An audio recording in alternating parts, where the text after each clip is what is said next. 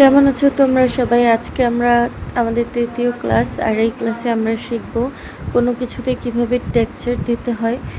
আর প্রথমে আমরা পেন্সিল সম্পর্কে জানবো। তো আমার হাতে একটা এইচবি পেন্সিল আছে, এবং এইচবি পেন্সিল এবং আর্টিস্টিক অন্যান্য পেন্সিল সম্পর্কে আমরা জানার চেষ্টা করব। আর তার আগে তোমাদেরকে বলে দিচ্ছি যে তোমরা ব্লেন্ডিং টুলস হিসেবে এই কাগজ দিয়ে মুড়িয়ে এভাবে ব্লেন্ডার তৈরি করে নিতে পারো। আর যারা প্রফেশনাল আর্ট করতে চাও তাদের কাছে তো এই প্রফেশনাল ব্লেন্ডার প্রয়োজন, এবং যারা শুরু করছো তারা হচ্ছে এইভাবে কাগজ বটে তারপর তা দিয়ে ব্লেন্ডার তৈরি করতে পারো। আর মেকআপ ব্রাশ, এটা হচ্ছে এই মেকআপ ব্রাশটা দিয়েও খুব সুন্দর করে ব্লেন্ড করা যায়।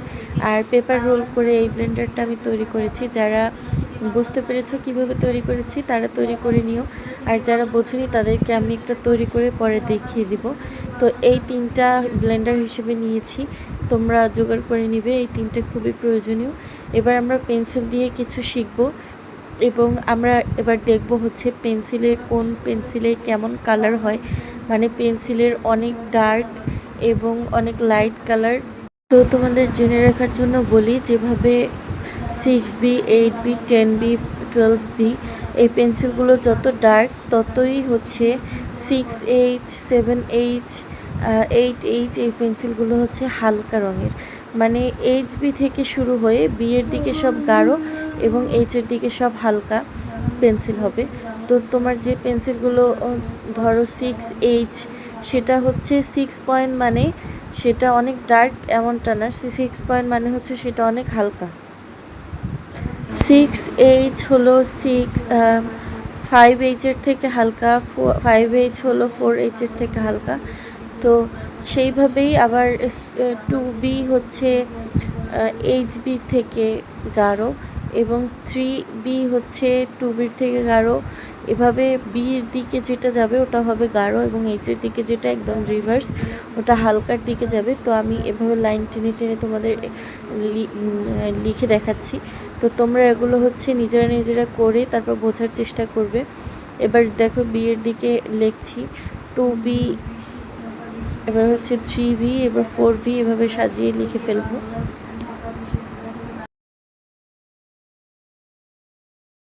এগুলো সাজিয়ে লেখার পর তারপর হচ্ছে আমরা পেন্সিলগুলো আলাদা করে খাতায় হ্যাচিং করব, অথবা পেন্সিলগুলো দিয়ে একদম যথাসম্ভব গাঢ় করে দাগ দিয়ে আমরা দেখার চেষ্টা করব এবং বোঝার চেষ্টা করব যে কোন পেন্সিলে আসলে কতটুকু ডার্কনেস আছে এবং কোন পেন্সিল কতটুকু পর্যন্ত লাইট হতে পারে।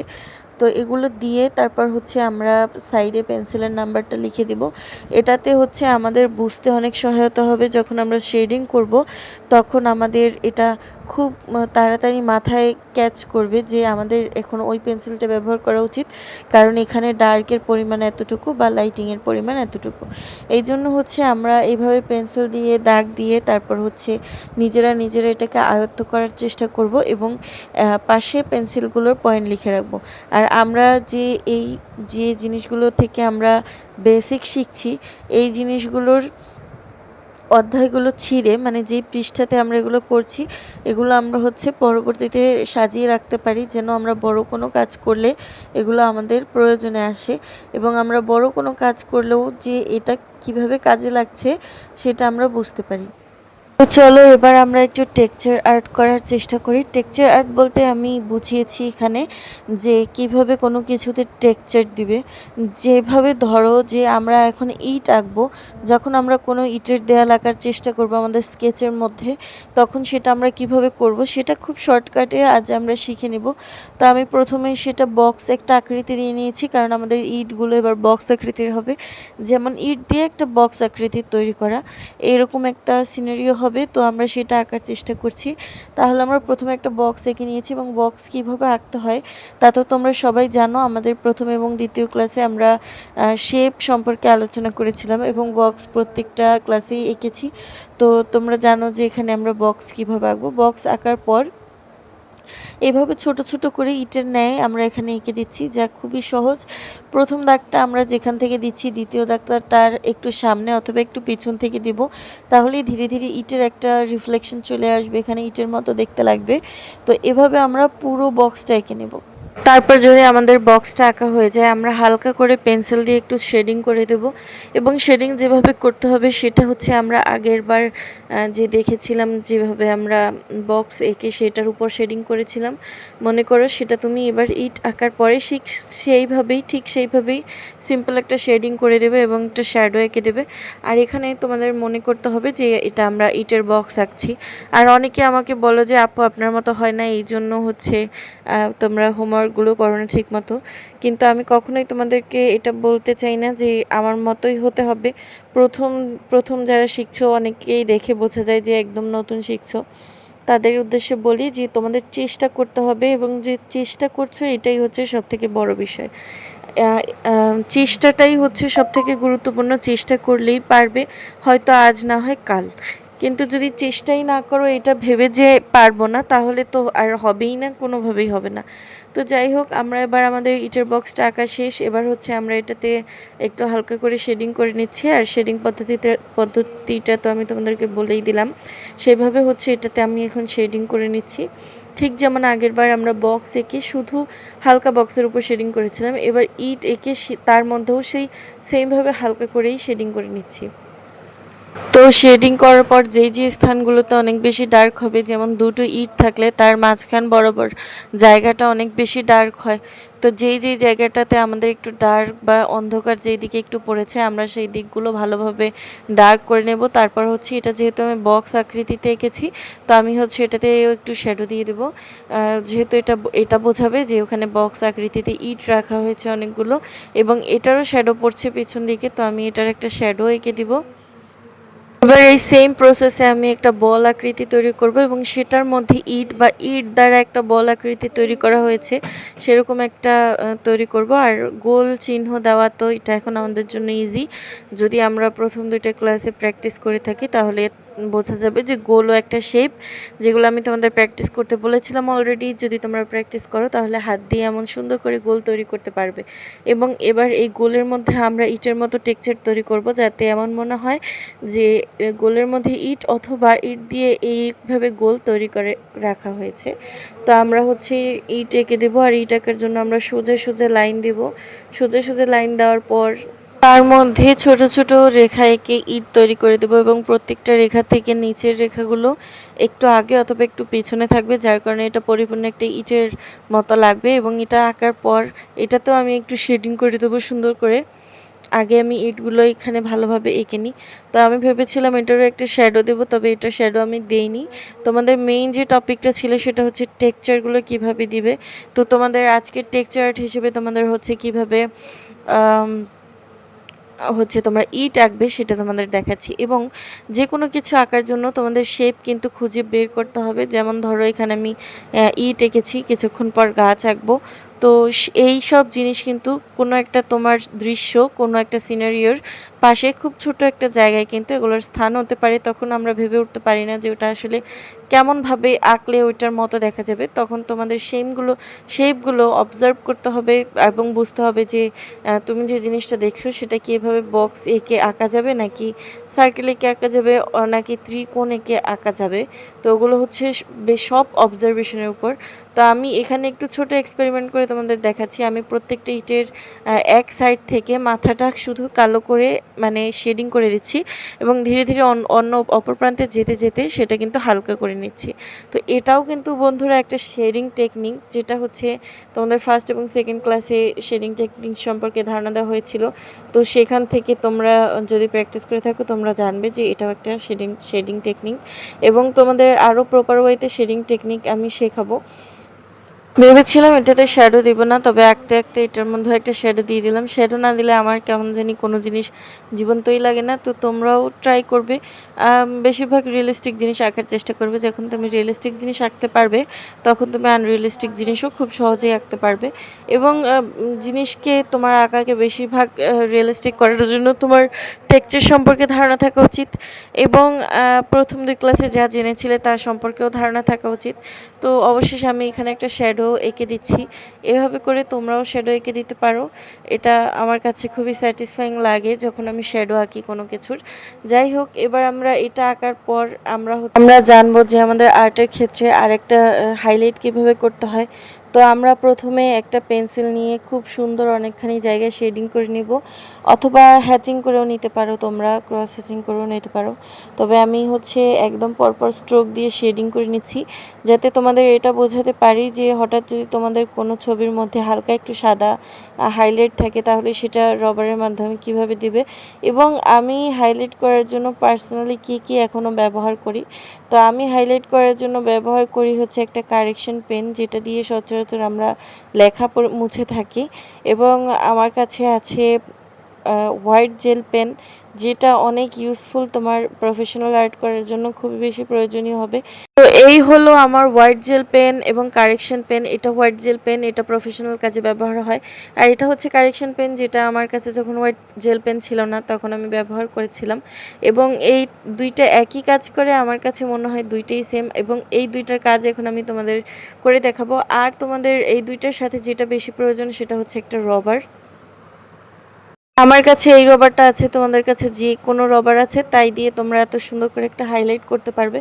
তো হঠাৎ তোমাদের স্কেচের মধ্যে তোমাদের মনে হয় যে এখানে একটু সাদা প্রয়োজন, অথবা প্রয়োজন পড়ে 100% অনেক জায়গায়, তো তখন তোমরা শুধু একটু রাবার দিয়ে ইরেজ করে দেবে। এবং যেখানে অনেক বেশি ডার্ক থাকে সেখানে কিন্তু রাবারের দুই একটা ইরেজ হয় না, তখন আমরা মূলত জেল পেনের ব্যবহার করে থাকি। তো আমি যে বৃত্তটা এঁকেছিলাম ইটের বৃত্ত, সেখানে আমি ইটের এক সাইড হাইলাইট করে দিচ্ছি তোমাদের দেখানোর স্বার্থে। দেখো কিছু যেই দিক থেকে ডার্ক আসছে ওই দিক বাদ দিয়ে যেদিকে লাইটিং ওই দিকে আমি একটু একটু করে হাইলাইট করে দিলাম। তো রবার দিয়ে এই হালকা জায়গাটা খুব বেশি ভালো হয়, মানে এই দেখো কত সুন্দর মধ্যে দিয়ে দাগ হয়ে যাচ্ছে। এবার তোমাদের একটু জেল পেন দিয়ে করে দেখাই এবং তোমাদের কারেকশন পেন দিয়েও করে দেখাবো। এইটা যেহেতু একটা হালকা শেডিং, তো এইখানে রবার দিয়ে করলেই বেশি ভালো হবে। জেল পেন অথবা কারেকশন পেনেরটা বেশি ভিজিবল হবে না, এটা বেশি ডার্কের উপর ভিজিবল হবে। তো এবার হচ্ছে আমি তোমাদের একটু কারেকশন পেন ব্যবহার করে দেখাই। আসলে এই পেনটা অনেক আগে কিনেছি, তখন থেকে আমার কাছে আছে। আমার মনে হয় কারেকশন পেনটা একটুখানি নষ্ট হয়ে গেছে। তবে তোমার শেডিং যদি এরকম হালকা রঙের থাকে তাহলে সেখানে রাবার ইউজ করাই বেশি ভালো, এবং যদি অনেক ডার্ক থাকে তাহলে সেখানে জেল পেন ব্যবহার করবে। এবার হচ্ছে আমি তোমাদের চারকোনা একটা বক্সের সাহায্যে গাছ এঁকে দেখাবো, অথবা তোমরা কোনো স্কেচের মধ্যে গাছ কিভাবে আঁকবে বা গাছের পাতা বিশিষ্ট পেন্সিল স্কেচ কিভাবে করবে। তো প্রথমে আমি একটা বক্স এঁকে নিলাম, এবং বক্স তো তোমরা সবাই আঁকতে পারো। এখন আমি এই গাছ স্কেচ করার জন্য যে শেডিং টেকনিকটা ব্যবহার করছি এটাকে বলে স্ক্রিবলিং টেকনিক। এটা হচ্ছে পেন্সিলে গোল গোল বলের মতো প্যাচ দিয়ে তারপর আঁকা, এবং যেখানে তোমার বেশি ডার্ক প্রয়োজন হবে সেখানে তুমি বেশি গোল করে দিবে, এবং ধীরে ধীরে উপরের দিকে আসলে সেই গোল রেখাটা অন্যরকম হয়ে যাবে। এবং হচ্ছে এটাকে বলে স্ক্রিবলিং। এই স্ক্রিবলিং টেকনিকটা আমি আমার ভিডিওতে দেখিয়েছিলাম এর আগে। তো এই টেকনিকটার মাধ্যমে বক্সটাকে হালকা একটু শেডিং করে নেব, যেখানে নিচের দিকে থাকবে ডার্ক এবং উপরের দিকে থাকবে লাইটিং। এভাবে হচ্ছে এটাকে একটু শেডিং করে এভাবে করে ছোট ছোট পাতা এঁকে দিতে হবে। কারণ আমরা অনেক স্কেচ করি, অনেক সিনারিওতে অনেক স্কেচে বড় বড় ঘরের সামনে এভাবে চার কোণা করে মানে গাছ ডেকোর করা হয়। তো চার কোণা অথবা বিভিন্ন শেপে গাছ রাখা হয়। তো এখানে আমরা সেই থিম অনুযায়ী এখানে চার কোণা গাছ আঁকছি, এবং এটা তোমার অনেক অনেক ধরনের স্কেচে এটা তোমাদের উপকার করবে। তো তোমরা এইভাবে ছোট ছোট করে পাতা দিয়ে প্রথমে স্ক্রিবলিং টেকনিকের মাধ্যমে বেস দিয়ে তারপর এভাবে ছোট ছোট করে পাতা এঁকে দেবে। তো এভাবে ছোট ছোট করে পাতা এঁকে আমি পুরো গাছটা কমপ্লিট করব। আর আমি এইমাত্র যে উপরে তোমাদের 3টা পাতা এঁকে দেখালাম ওই সেম কাহিনীতে আমি এই সব পাতাগুলো আঁকছি, ওই স্টাইলেই আঁকছি। ওই 3টে পাতা যেভাবে করেছি ওইভাবেই কিন্তু আমি এখানে ছোট ছোট করে পাতাগুলো দিয়ে দিচ্ছি। আর এইভাবে পাতা আঁকলেই না ওইটা বেশি সুন্দর এবং রিয়েলিস্টিক লাগে।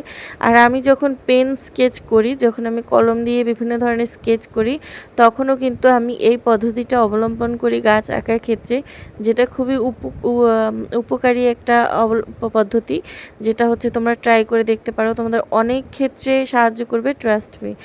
এবার হচ্ছে এই গাছটার একটা শ্যাডো পড়েছে, সেই শ্যাডোটা আমি দিয়ে দিচ্ছি। আর তোমাদের বোঝার স্বার্থে এখানে 3টে পাতা আমি আবার এঁকে দিলাম, যে 3টে পাতা পুরো জায়গা জুড়ে এই বক্সের মধ্যে বক্সটাকে গাছ হয়ে উঠতে সাহায্য করেছে। তো এই 3টে পাতার মতো করে কিন্তু সব জায়গায় পাতা দিয়ে দিয়েছি, যার কারণে এটা ভালো লাগছে। এবার হচ্ছে আমি একটা বৃত্ত আঁকবো। এবং এই গাছগুলো কিন্তু বিভিন্ন ধরনের হতে পারে, বিভিন্ন আকৃতির হতে পারে। কারণ আমরা দেখে থাকি সচরাচর যার যেরকম মনের ইচ্ছে সেরকম ডিজাইন করে তৈরি করে। তো আপনিও যেরকম ইচ্ছে সেভাবেই তৈরি করতে পারবেন। যেমন আমি একটা বক্সের আকৃতিতে তৈরি করেছি। এবার হচ্ছে আমি একটা বলের আকৃতিতে তৈরি করছি। এভাবে যখন আপনি শিখে যাবেন তখন যেকোনো স্টাইলে আপনি নিজেও তৈরি করতে পারবেন। সেম ওই ৩ টা পাতা দিয়ে এবং প্রথমে স্ক্রিবলিং টেকনিকের মাধ্যমে বেজ দিয়ে তারপর ওই ৩ টা পাতা শুধু আমি সব জায়গায় বসিয়ে দিচ্ছি। তো এইভাবে কিন্তু আমার বৃত্তাকৃতির গাছটাও তৈরি হয়ে যাচ্ছে এবং আপনি চাইলে আশেপাশে ছোট, ছোট বাড়তি ডালপালা যেগুলো বেরিয়ে আসছে এরকম একটা কিছু এঁকে দিতে পারেন যার জন্য আরও বেশি একটু সুন্দর লাগবে এবং আরেকটু রিয়েলিস্টিক লাগবে। তো যে এভাবে আমি এঁকে দেওয়ার চেষ্টা করেছি। তো আপনার ইচ্ছামতো যখন আঁকবেন তখন ইচ্ছামতো দিবেন। যখন রেফারেন্স দেখে আঁকবেন তখন দেখার চেষ্টা করবেন যে রেফারেন্সে কেমন রয়েছে। আজকে আমরা দেখলাম যে ছোট, ছোট ডিটেইলসগুলো কিভাবে দিতে হয়। পরবর্তীতে আমরা কিছু এঁকে সেটাতে ডিটেইলস দেওয়ার চেষ্টা করব। হ্যাচিংয়ের মাধ্যমে, ক্রস হ্যাচিং অথবা শেপের মাধ্যমে কিভাবে ছবি আঁকতে হয় এটা হচ্ছে আমরা পরবর্তী ক্লাসে দেখার চেষ্টা করব। আর আপনাদের যেটা খুবই গুরুত্বপূর্ণ বিষয় যেটা আপনাদের খুবই করা উচিত সেটা হচ্ছে মন প্রাণ দিয়ে চেষ্টা করা যেন আপনারা সঠিকভাবে সঠিক নিয়মে কাজটা করতে পারেন। এখন আপনারা যতই কষ্ট করেন অথবা আমি আপনাদের যতই বুঝাই, আপনারা যতই তাকিয়ে থাকেন না কেন যদি আপনারা হাতে কলমে প্র্যাকটিসটা না করেন তাহলে কখনোই ইমপ্রুভ করতে পারবেন না। আর যদি ধীরে ধীরে ইমপ্রুভ না করেন তাহলে যে আপনাদের স্বপ্নের একটা আর্টিস্ট যেটা আপনাদের চোখে ভাসছে সেটা পর্যন্ত পৌঁছানোটা সম্ভব হবে না। তো আপনাদের যেটা বেশি বেশি করতে হবে সেটা হচ্ছে প্র্যাকটিস। প্র্যাকটিস খুবই বেশি ইম্পর্ট্যান্ট।